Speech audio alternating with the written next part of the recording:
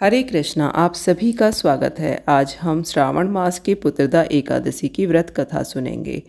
व्रत कथा सुनने से पहले हमें अपने हाथ में थोड़े से तिल ले लेने हैं, क्योंकि खाली हाथ हमें कथा नहीं सुननी चाहिए। तिल या फिर फूल अपने हाथ में ले लीजिए। इसके बाद हम पुत्रदा एकादशी की व्रत कथा का श्रवण करेंगे। युधिष्ठिर बोले, हे मधुसूदन, श्रावण शुक्ल पक्ष की एकादशी का नाम क्या है, सो कृपा करके मुझसे कहिए। श्री कृष्ण बोले, हे राजन, प्राचीन समय में द्वापर युग के प्रारंभ में महिष्मतिपुरी में महोजित नामक एक राजा राज्य करता था। उसके पुत्र नहीं था, इससे उसको राज्य से सुख नहीं मिलता था। बिना पुत्र के इस लोक और परलोक में सुख नहीं है।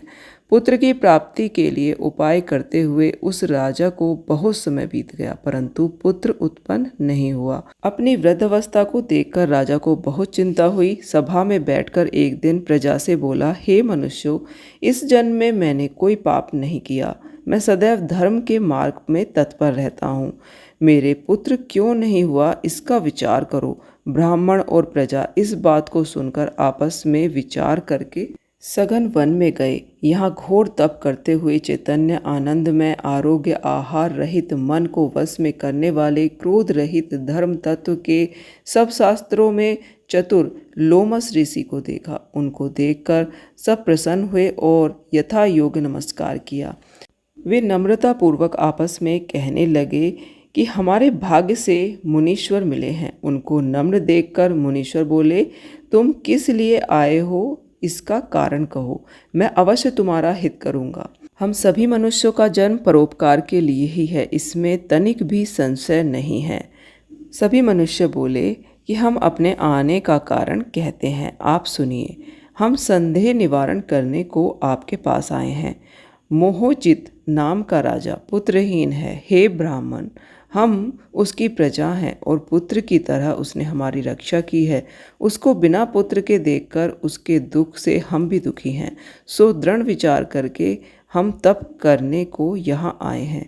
हे ऋषिवर, जिसके भाग्य से ही हमको आपका दर्शन हो गया है। बड़ों के दर्शन से ही मनुष्य के कार्य सिद्ध होते हैं।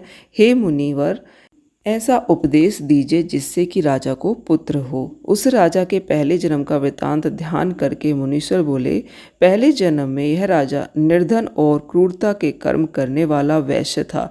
एक गांव से दूसरे गांव में जाकर व्यापार करता था। एक समय ज्येष्ठ मास के शुक्ल पक्ष की द्वादशी के दिन मध्याह्न के समय गांव की सीमा पर प्यास से व्याकुल हो गया। उस सुंदर जलाशय को देखकर उसने जल पीने का विचार किया। वहाँ पर हाल ही में ब्याई हुई गऊ बछड़े समेत जल पीने को आई। वह प्यास और धूप से व्याकुल थी। वह उसका जल पीने लगी। उस वैश्य ने जल पीती हुई गऊ को हटाकर जल पिया। उसी के पाप से राजा पुत्रहीन हुआ।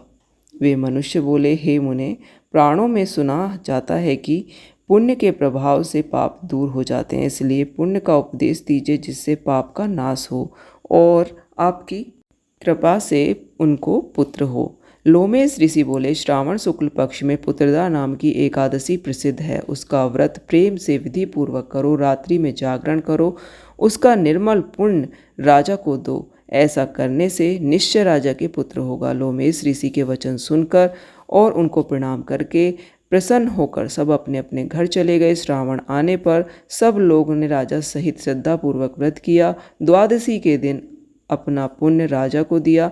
पुण्य देते ही रानी ने गर्भ धारण किया और प्रसव का समय आने पर सुंदर पुत्र उत्पन्न किया।